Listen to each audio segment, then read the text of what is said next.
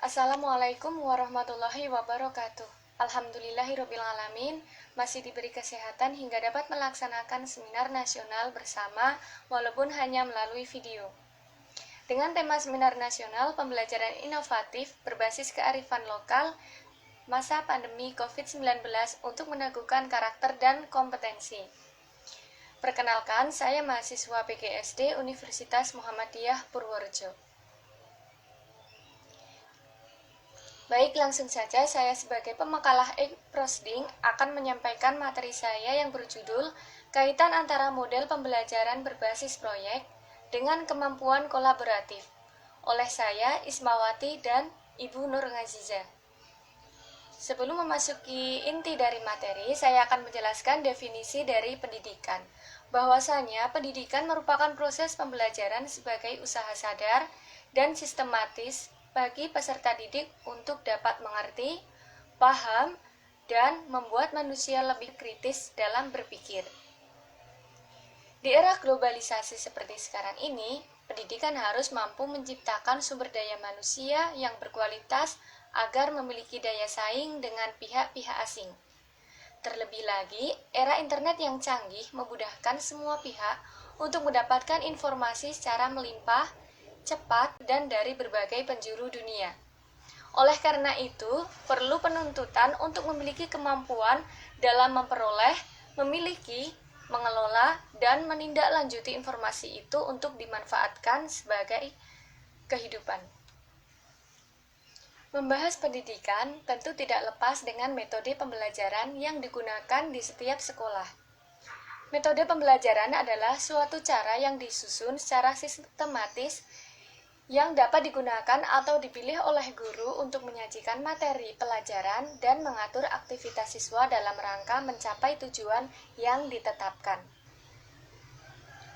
Tidak bisa dibayangkan nantinya akan seperti apa jika kita belajar tanpa adanya metode-metode yang sesuai.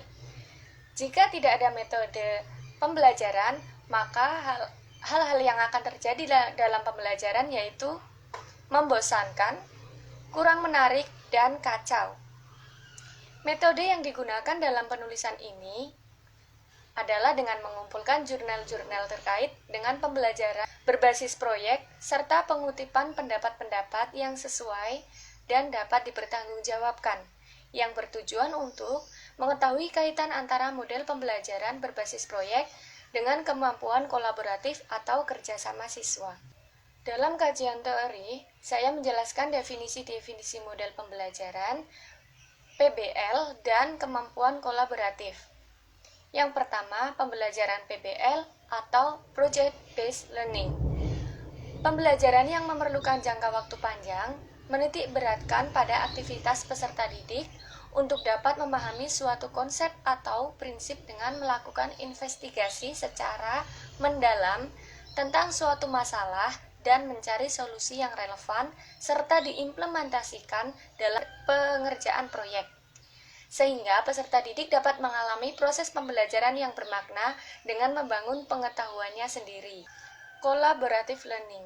Model Collaborative Learning merupakan pembelajaran yang di dalamnya siswa saling belajar melalui pembelajaran yang aktif dan kolaboratif. Model pembelajaran ini memberikan peluang untuk saling belajar pada masing-masing anggota kelompok, sehingga dapat mempengaruhi motivasi siswa dalam belajar. Collaborative Learning artinya pembelajaran yang menempatkan kerjasama. Metode pembelajaran Collaborative Learning merupakan salah satu metode pembelajaran yang dapat dipilih guru dalam pembelajaran, yaitu kegiatan belajar mengajar dengan cara mengelompokkan siswa ke dalam kelompok-kelompok kecil. Selanjutnya, model pembelajaran berbasis proyek dengan kemampuan kolaboratif memiliki kaitan erat. Hal tersebut dapat dikaitkan melalui tahap-tahap pembelajaran. Tahap-tahap problem-based learning yaitu orientasi peserta didik pada masalah, mengorganisasikan peserta didik untuk belajar, membimbing pengalaman individual atau kelompok, mengembangkan dan menyajikan hasil karya, menganalisis dan mengevaluasi proses pemecahan masalah. Yang pertama, orientasi masalah. Siswa disajikan sebuah masalah yang harus dipecahkan. kaitan tahap ini dengan kemampuan kolaboratif, yaitu dengan adanya suatu masalah yang akan dipecahkan, siswa menjadi terdorong untuk mencari solusi dengan teman kelompoknya. Disitulah terjadi interaksi saling mengungkapkan pendapat yang memungkinkan menjadi solusi suatu permasalahan yang dihadapinya. Yang kedua, mengorganisasi siswa. Pada tahap ini, setiap siswa menyampaikan hasil atau pendapat yang dimilikinya untuk dijadikan salah satu sebagai pemecah masalah dengan teman kelompoknya. Kemudian, di dalam kelompok akan terjadi sebuah diskusi yang diikuti solusinya. Sebagai seorang guru, tidak lupa akan peran mengorganisasi tugas yang diberikan kepada siswa. Yang ketiga, membimbing pengalaman. Setelah tahap mengorganisasi siswa, peran guru selanjutnya yaitu membimbing pengalaman pada eksperimen siswa dengan tujuan untuk mendorong siswa dalam mengumpulkan data dan informasi yang akan didapatkannya. Yang keempat, mengembangkan karya.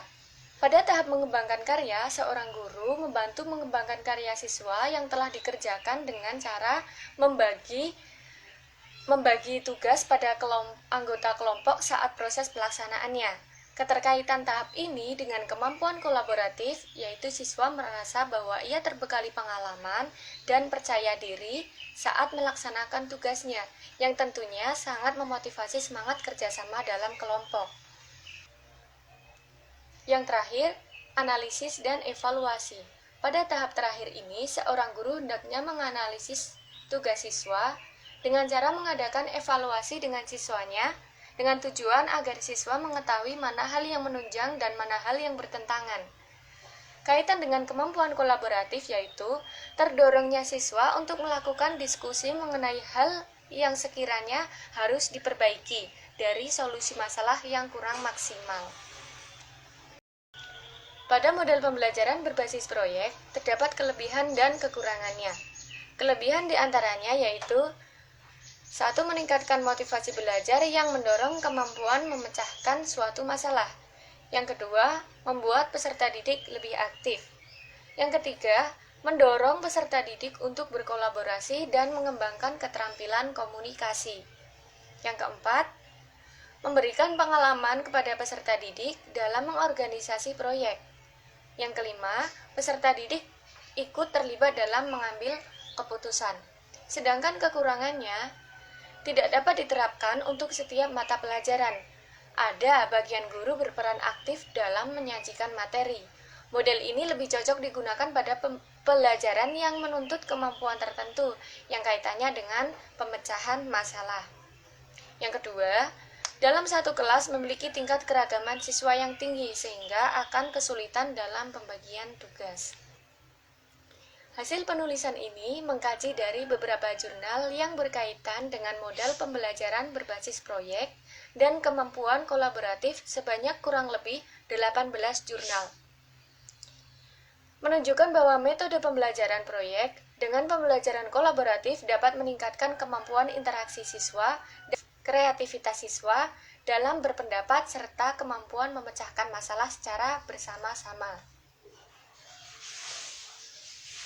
Pada tahap-tahap model pembelajaran berbasis proyek, terdapat kaitan erat dengan kemampuan kolaboratif atau kerjasama siswa, mulai dari terlatihnya kemampuan berinteraksi hingga kemampuan memecahkan masalah bersama-sama.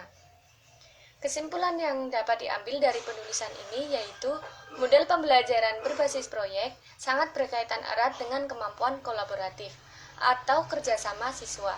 Kerjasama siswa dapat dimunculkan dari beberapa tahapan-tahapan model pembelajaran proyek. Proses pembelajaran berbasis proyek dapat meningkatkan kemampuan interaksi siswa dan kreativitas dalam memecahkan suatu masalah yang didapat dari pembelajaran kerjasama atau dalam bentuk kelompok. Sekian dari yang dapat saya sampaikan mengenai kaitan antara model pembelajaran berbasis proyek dengan kemampuan kolaboratif. Bila ada pertanyaan, bisa ditulis dalam kolom komentar. Terima kasih dan mohon maaf apabila ada kekeliruan dalam menyampaikan. Wassalamualaikum warahmatullahi wabarakatuh.